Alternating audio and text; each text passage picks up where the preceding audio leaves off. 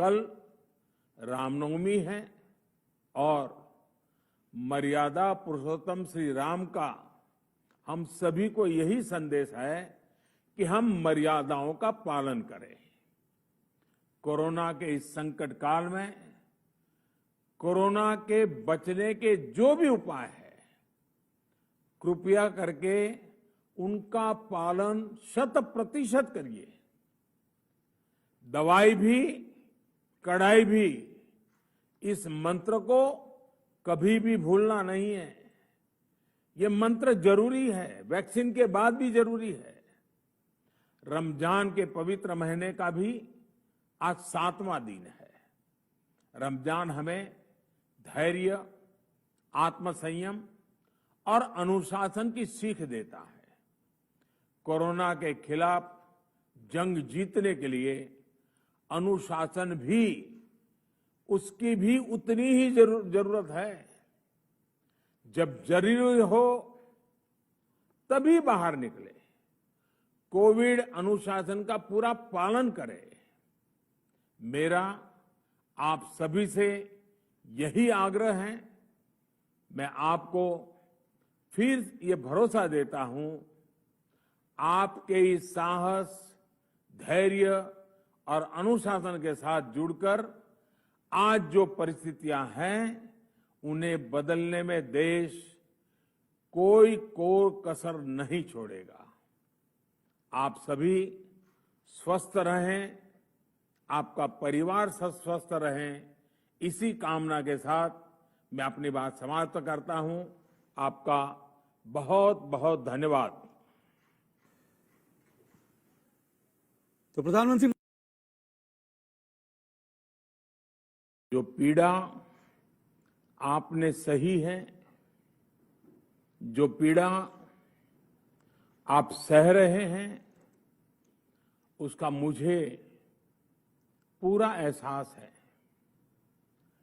जिन लोगों ने बीते दिनों में अपनों को खोया है, मैं सभी देशवासियों की तरफ से उनके प्रति संवेदनाएं व्यक्त करता हूं।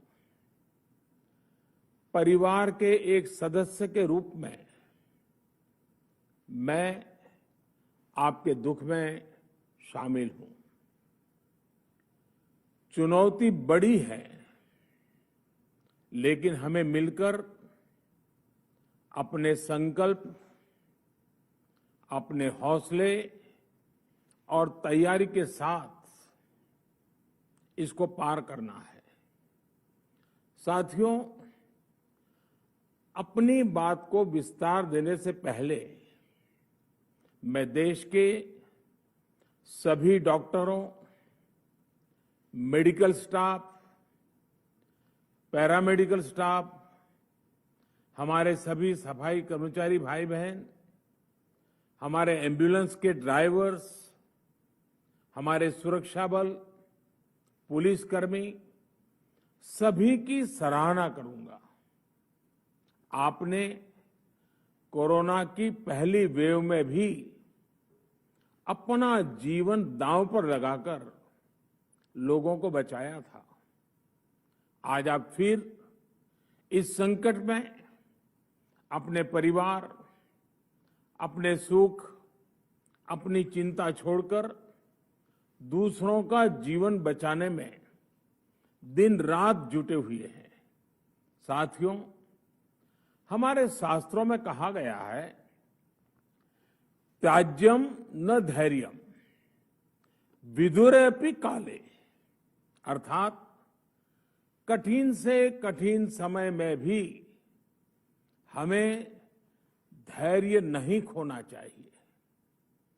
किसी भी परिस्थिति से निपटने के लिए हम सही निर्णय लें, सही दिशा में प्रयास करें, तभी हम विजय हासिल कर सकते हैं। इसी मंत्र को सामने रखकर आज देश दिन रात काम कर रहा है। बीते कुछ दिनों में जो फैसले लिए गए हैं, जो कदम उठाए गए हैं वो स्थिति को तेजी से सुधारेंगे। इस बार कोरोना संकट में देश के अनेक हिस्से में ऑक्सीजन की डिमांड बहुत ज्यादा बढ़ी है। इस विषय पर तेजी से और पूरी संवेदनशीलता के साथ काम किया जा रहा है। केंद्र सरकार, राज्य सरकारें, प्राइवेट सेक्टर सभी की पूरी कोशिश है कि हर जरूरतमंद को ऑक्सीजन मिले। ऑक्सीजन प्रोडक्शन और सप्लाई को बढ़ाने के लिए भी कई स्तरों पर उपाय किए जा रहे हैं। राज्यों में नए ऑक्सीजन प्लांट्स हो, 1 लाख नए सिलेंडर पहुंचाने हो, औद्योगिक इकाइयों में इस्तेमाल हो रही ऑक्सीजन का मेडिकल इस्तेमाल हो, ऑक्सीजन रेल हो, हर प्रयास किया जा रहा है। साथियों, इस बार जैसे ही कोरोना के केस बढ़े, देश के फार्मा सेक्टर ने दवाइयों का उत्पादन और बढ़ा दिया है। आज जनवरी-फरवरी की तुलना में देश में कई गुना ज्यादा दवाइयों का प्रोडक्शन हो रहा है। इसे अभी और तेज किया जा रहा है। कल भी मेरी देश की फार्मा इंडस्ट्री के बड़े जो प्रमुख लोग हैं, उसके जो एक्सपर्ट लोग हैं, उनसे बहुत लंबी चर्चा हुई है। प्रोडक्शन बढ़ाने के लिए हर तरीके से दवाई कंपनियां की मदद ली जा रही है। हम सौभाग्यशाली हैं कि हमारे देश के पास इतना बड़ा मजबूत फार्मा सेक्टर है जो बहुत अच्छी और तेजी से दवाइयां बनाता है। इसके साथ ही अस्पतालों में बेड की संख्या को बढ़ाने का भी काम तेजी से चल रहा है। कुछ शहरों में ज्यादा डिमांड को देखते हुए विशेष और विशाल कोविड हॉस्पिटल बनाए जा रहे हैं। साथियों, पिछले वर्ष जब देश ने कोरोना के कुछ ही मरीज सामने आए थे, उसी समय भारत में कोरोना वायरस के खिलाफ प्रभावी वैक्सीन के लिए काम शुरू कर दिया था। हमारे वैज्ञानिकों ने दिन रात एक करके बहुत कम समय में देशवासियों के लिए वैक्सीन विकसित की है। आज दुनिया की सबसे सस्ती वैक्सीन भारत में है। भारत की कोल्ड चेन व्यवस्था के अनुकूल वैक्सीन हमारे पास है। इस प्रयास में हमारे प्राइवेट सेक्टर ने इनोवेशन और एंटरप्राइज की भावना का बेहतरीन प्रदर्शन किया है। वैक्सीन की अप्रूवल्स और रेगुलेटरी प्रोसेसेस को फास्ट ट्रैक पर रखने के साथ ही सभी साइंटिफिक और रेगुलेटरी मदद को बढ़ाया गया है। यह एक टीम एफर्ट है जिसके कारण हमारा Bharat 2 made in India vaccine के साथ दुनिया का सबसे बड़ा टीकाकरण अभियान शुरू कर पाया। टीकाकरण के पहले चरण से ही गति के साथ ही इस बात पर जोर दिया गया कि ज्यादा से ज्यादा क्षेत्रों तक, जरूरतमंद लोगों तक वैक्सीन पहुंचे। दुनिया में सबसे तेजी से भारत में पहले 10 करोड़, फिर 11 करोड़ और अब 12 करोड़ वैक्सीन डोज दिए गए हैं। आज कोरोना से इस लड़ाई में हमें हौसला मिलता है कि हमारे health care workers, frontline corona warriors और सीनियर सिटीजन्स के एक बड़े हिस्से को वैक्सीन का लाभ मिल चुका है। साथियों, कल ही वैक्सीन को लेकर हुए एक और अहम फैसला भी हमने किया है। 1 मई के बाद से 18 वर्ष के ऊपर के किसी भी व्यक्ति को वैक्सीनेट किया जा सकेगा। अब भारत में जो वैक्सीन बनेगी उसका आधा हिस्सा सीधे राज्यों और अस्पतालों को भी मिलेगा। इस बीच गरीबों, बुजुर्गों, निम्न मध्यम वर्ग के लोग 45 वर्ष की आयु के ऊपर के व्यक्तियों के लिए केंद्र सरकार का जो वैक्सीन कार्यक्रम चल रहा है वो भी उतनी ही तेजी से जारी रहेगा। पहले की तरह ही सरकारी अस्पतालों में मुफ्त वैक्सीन मिलती रहेगी, जिसका फायदा, जैसा मैंने कहा, हमारे गरीब परिवार हो, हमारे मध्यम वर्ग, निम्न मध्यम वर्ग के परिवार हो, वो उनका लाभ उठा सकेंगे। साथियों, हम सभी का प्रयास जीवन बचाने के लिए है, और जीवन बचाने के लिए तो है ही, प्रयास से भी ये है कि आर्थिक गतिविधियां और आजीविका कम से कम प्रभावित हो। प्रयास का तरीका यही रखा जाए। वैक्सीनेशन को 18 वर्ष की आयु के ऊपर के लोगों के लिए ओपन करने से शहरों में जो हमारे वर्कफोर्स है उसे तेजी से वैक्सीन उपलब्ध होगी।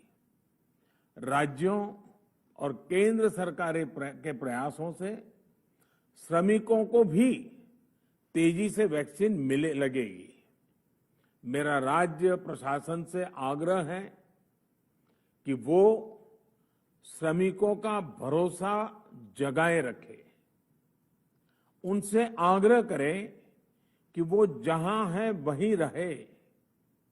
राज्यों द्वारा दिया गया ये भरोसा उनकी बहुत मदद करेगा कि वो जिस शहर में है वहीं पर अगले कुछ दिनों में वैक्सीन भी लगेगी और उनका काम भी बंद नहीं होगा। साथियों, पिछली बार जो परिस्थितियां थी वो अभी से काफी भिन्न थी। तब हमारे पास इस वैश्विक महामारी से लड़ने के लिए कोरोना स्पेसिफिक मेडिकल इंफ्रास्ट्रक्चर नहीं था। आप याद करिए देश की क्या स्थिति थी। कोरोना टेस्टिंग के लिए पर्याप्त लैब नहीं, पीपीई का कोई प्रोडक्शन नहीं, हमारे पास इस बीमारी के ट्रीटमेंट के लिए कोई खास जानकारी भी नहीं। लेकिन बहुत ही कम समय में हमने इन चीजों में सुधार किया। आज हमारे डॉक्टरों ने कोरोना के इलाज की बहुत ही अच्छी एक्सपर्टीज हासिल कर ली है। वो ज्यादा से ज्यादा जीवन बचा रहे हैं। आज हमारे पास बड़ी मात्रा में पीपीई किट्स हैं, लैब्स का बड़ा नेटवर्क है और हम लोग टेस्टिंग की सुविधा को निरंतर बढ़ा रहे हैं। साथियों, देश ने कोरोना के खिलाफ अब तक बहुत मजबूती से और बहुत धैर्य से लड़ाई लड़ी है। इसका श्रेय आप सभी को, सभी देशवासियों को ही जाता है। अनुशासन और धैर्य के साथ कोरोना से लड़ते हुए आप देश को यहां तक लाए हैं। मुझे विश्वास है जन भागीदारी की ताकत से हम कोरोना के इस तूफान को भी परास्त कर पाएंगे। आज हम अपने चारों ओर देख रहे हैं कि कैसे कई लोग कई सामाजिक संस्थाएं जरूरतमंदों तक मदद पहुंचाने में दिन रात जुटे हैं। दवाई पहुंचाना हो, खाने या रहने की व्यवस्था करनी हो, लोग पूरे मनोयोग के साथ काम कर रहे हैं। मैं इन सभी के सेवा भाव को आदरपूर्वक नमन करता हूं और देशवासियों से अपील करता हूं कि अधिक से अधिक मात्रा में इस संकट की घड़ी में देशवासी आगे आएं और जरूरतमंदों तक मदद पहुंचाएं। समाज के पुरुषार्थ और सेवा के संकल्प से ही हम ये लड़ाई जीत पाएंगे। मेरा युवा साथियों से अनुरोध है कि वो अपनी सोसाइटी में, मोहल्ले में, अपार्टमेंट्स में छोटी छोटी कमेटियां बनाकर कोविड अनुशासन पालन करवाने में मदद करें। हम ऐसा करेंगे तो सरकारों को न कभी कंटेनमेंट जोन लगाने की जरूरत पड़ेगी, न कर्फ्यू लगाने की जरूरत पड़ेगी और लॉकडाउन का तो सवाल ही नहीं उठता है, आवश्यकता ही नहीं पड़ेगी। स्वच्छता अभियान के समय देश में जागरूकता फैलाने के लिए मेरे बाल मित्रों ने बहुत मदद की थी। छोटे छोटे बालक, 5वीं, 7वीं, 8वीं, 10वीं में पढ़ने वाले, उन्होंने घर के लोगों को समझाया था, मनाया था। उन्होंने बड़ों को भी स्वच्छता का संदेश दिया था। आज मैं फिर अपने बाल मित्रों से एक बात विशेष तौर पर कहना चाहता हूं। मेरे बाल मित्र, घर में ऐसा माहौल बनाइए कि बिना काम, बिना कारण घर के लोग घर से बाहर न निकले। आपकी जीत बहुत बड़ा परिणाम ला सकती है। प्रचार माध्यमों से भी मेरी प्रार्थना है कि ऐसे संकट की घड़ी में वो लोगों को सतर्क और जागरूक करने के लिए जो प्रयास कर रहे हैं उसे और बढ़ाएं। इसके साथ ही इसके लिए भी काम करें कि डर का माहौल कम हो सके, लोग अफवाह और भ्रम में न आए। साथियों, आज की स्थिति में हमें देश को लॉकडाउन से बचाना है। मैं राज्यों से भी अनुरोध करूंगा कि वो लॉकडाउन को अंतिम विकल्प के रूप में ही इस्तेमाल करें। लॉकडाउन से बचने की भरपूर कोशिश करनी है और माइक्रो कंटेनमेंट जोन पर ही ध्यान केंद्रित करना है।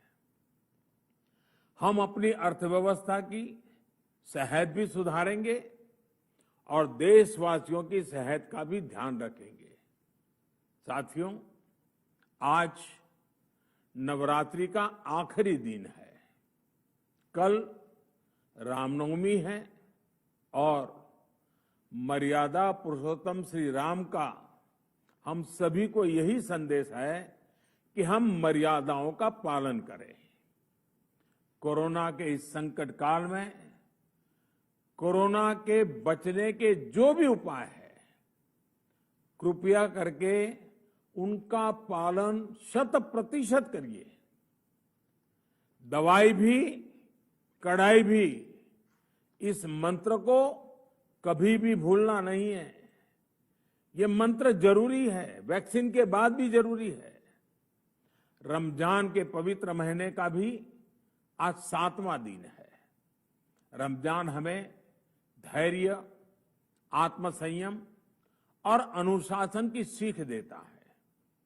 कोरोना के खिलाफ जंग जीतने के लिए अनुशासन भी, उसकी भी उतनी ही जरूरत है। जब जरूरी हो तभी बाहर निकले। कोविड अनुशासन का पूरा पालन करें। मेरा आप सभी से यही आग्रह है।